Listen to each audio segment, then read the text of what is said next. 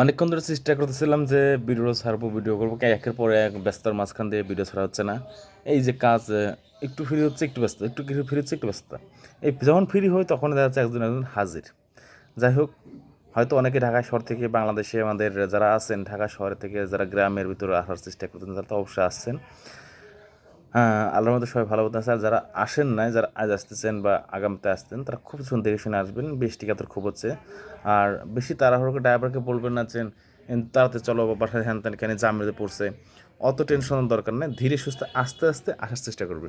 আর সবচেয়ে বড় জিনিস হচ্ছে, যেহেতু আমরা সব খুশির ঈদের জন্য, মানে ঈদ মানে তো খুশি, আমরা সেই খুশির জন্য আসতেছি, সেটা যেন কারো কান্নার কারণ না হয়ে থাকে। আপনার ড্রাইভার হেল্পারের সাথে ভালো ব্যবহার করুন যে ভাই, আপনার যেখানে 1 ঘন্টা লাগে সেখানে 1 ঘন্টা 20 মিনিট লাগে, সমস্যা নেই। সময় বাড়ায় আস্তে আস্তে আসার চেষ্টা করবেন। আর সবচেয়ে বড় কথা হচ্ছে, নিজের বিবেক অন্যকে দেওয়া যায় না। আমি ছোট মানুষ, সবার সাথে একটু থাকি। আমার কথা হচ্ছে যাতে সবাই ভালো থাকে, সেই ক্ষেত্রে বলা। আর যারা আমার ভিডিওটা দেখছেন, অবশ্যই আমাকে একবার নক দেবেন, তারা আমি খোঁজটা নেব যে সে আসছে কি না আসছে। ভালো থাকুন, ধন্যবাদ, আল্লাহ হাফেজ।